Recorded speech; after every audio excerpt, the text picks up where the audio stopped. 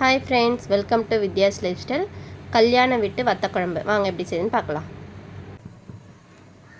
நல்லெண்ணெய் விட்டுக்கோங்க, தேவையான அளவு.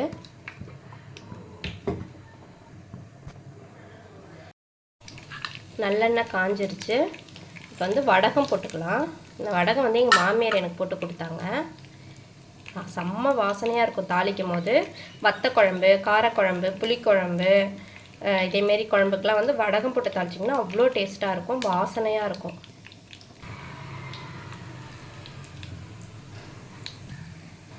இங்கே வந்துட்டு இப்போ நம்ம வெடிக்குது. இப்போ வந்து பூண்டு சேர்த்துக்கலாம்.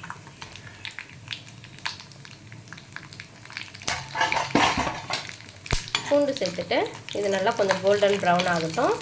அப்புறமா வந்து இங்கே சின்ன வெங்காயம் கட் பண்ணி வச்சுருக்கேன், இதை சேர்த்துக்கலாம். 1-2 கட் பண்ணிக்கோங்க. இப்போ வந்து சின்ன வெங்காயம் சேர்த்துக்கலாம்.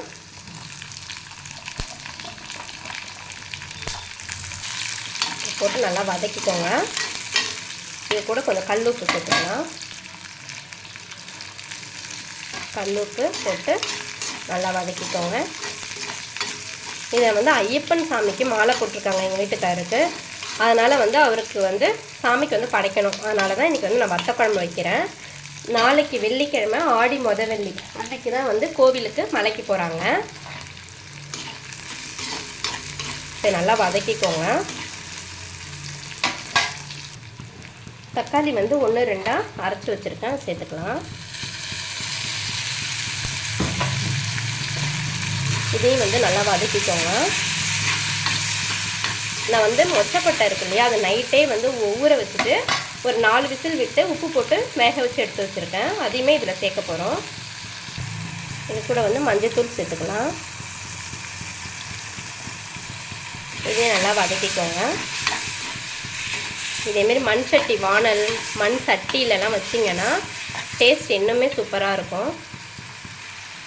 இந்த மாதிரி நல்லா குழஞ்சி வந்துருச்சு. இப்போ வந்து கத்திரிக்காய் வந்து இந்த மாதிரி கட் பண்ணி வச்சுருக்கேன். ஒரு 3 கத்திரிக்காய் போட்டுக்கலாம். இது நல்லா வதக்கிக்கோங்க. நல்லா உள்ளார கட் பண்ணிவிட்டு ஏதாவது சொத்தெல்லாம் எதாவது இருந்துச்சுன்னா பார்த்து கட் பண்ணிக்கோங்க.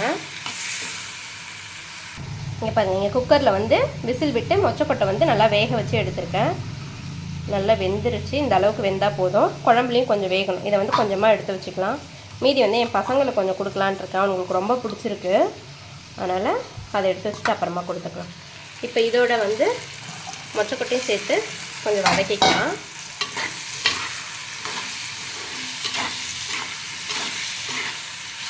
இந்த பக்கம் சாதம் வெந்துட்டுருக்கு. சாமிக்கு படைக்கணும் இல்லையா, இன்னும் கோஸ் பொரியல் பண்ணணும், ரசம் வைக்கணும், இல்லைன்னா தயிர் வாங்கிட்டு சொல்லி தாளிச்சிக்கலான் இருக்கேன். அப்பளம் போடணும், அவ்வளோதான் சார். இப்போ வந்து வீட்டில் அரைச்ச குழம்பு மிளகாத்தூள் சேர்த்துக்கலாம். 2 ஸ்பூன் வந்து குழம்பு மிளகாத்தூள் எடுத்துருக்கேன். இதை வந்து இதோட சேர்த்துக்கலாம். மஞ்சத்தூள் ஏற்கனவே போட்டாச்சு. காரம் உங்களுக்கு இன்னும் கொஞ்சம் வேணும்னா தனி மிளகாத்தூள் கொஞ்சம் சேர்த்துக்கோங்க. நானுமே கொஞ்சம் தனி மிளகாத்தூள் சேர்க்க போகிறேன். தனி மிளகாத்தூள் இந்த ஸ்பூனால் ஒரு குட்டி ஸ்பூன் எடுத்துருக்கேன், போதும். ரொம்ப காரமாக இருந்தால் அப்புறம் பசங்கள்லாம் சாப்பிடணும். நீங்கள் உங்களுக்கு காரத்துக்கு ஏற்ற மாதிரி கூட்டி குறைச்சி சேர்த்துக்கோங்க. இப்போ புளி தண்ணி கரைச்சி வச்சுருக்கேன், அதை ஊற்றிக்கலாம். அவ்வளோதான் ஃப்ரெண்ட்ஸ். இப்போ வந்து புளி தண்ணி ஊற்றிக்கலாம். இதை வந்து நல்லா கலந்து விட்டுக்கோங்க. இது நல்லா கொதித்து பச்சை வாசனை மிளகாத்தூள்லாம் போனதுக்கப்புறமா நம்ம வந்து கடைசியாக வத்தல் வந்து மணத்தக்காளி வத்தலோ, சுண்டல் வத்தலோ, சுண்டல் இல்லை அது பேர் என்ன, சுண்டக்காய் வத்தல், அதெல்லாம் வந்து தாளித்து கடைசியாக கொட்டிக்கலாம். செம்ம வாசனையாக இருக்கும். இப்போ இது நல்லா கொதித்து திக்காகட்டும். நம்ம வெங்காயம் வதங்கிறதுக்கு மட்டும்தான் உப்பு போட்டிருக்கோம். இப்போ வந்து குழம்புக்கு தேவையான அளவுக்கு உப்பு போட்டுக்கலாம். இப்போ வந்து வெங்காயத்துக்கு போட்டிருக்கோம், இப்போ குழம்புக்கு போட்டுக்கலாம். அதுக்கப்புறம் நம்ம டேஸ்ட் பண்ண முடியாது, சாமிக்கு படைக்கணும் இல்லையா, அதனால் பார்த்துக்கலாம். கரெக்டாக தான் இருக்கும். இது கொஞ்ச நேரம் கொதிக்கட்டும், மூடி போட்டு வைக்கிறேன். கொதிச்சதுக்கப்புறம் பார்க்கலாம். ஃப்ரெண்ட்ஸ், நல்லா கொதிக்குது. இப்போ வந்து கடைசி இறக்கும் போது 2 துண்டு குட்டியாக வெல்லம் போட்டிருக்கேன். அது வந்து டேஸ்ட் வந்து ரொம்பவே சூப்பராக இருக்கும். ரொம்ப புளிக்குது இல்லையா, அது பேலன்ஸ் பண்ணி கொடுக்கும்.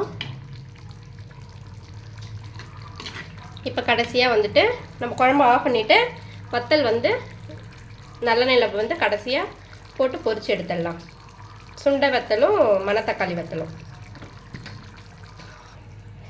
எண்ணெய் வந்து காஞ்சிருச்சு. இப்போ வந்து நல்லெண்ணெய் விட்டு காஞ்சதுக்கப்புறம் சுண்டக்காய் வத்தல், மணத்தக்காளி வத்தல் இது அப்படியே லைட்டாக பொரிஞ்சதும் அப்படியே குழம்புல போட்டுற வேண்டியதான். அவ்வளோதான் ஃப்ரெண்ட்ஸ். உப்பி வந்துருச்சா? நல்லா மணக்க கல்யாண வீட்டு வத்தக்குழம்பு ரெடி. சூப்பராக இருக்கும். ட்ரை பண்ணி பாருங்கள் ஃப்ரெண்ட்ஸ். இந்த பக்கம் வந்து கோஸ் பொரியல் ரெடி ஆகிட்டுருக்கு. வத்தக்குழம்பு வந்து எடுத்து வச்சுட்டேன் தனியாக.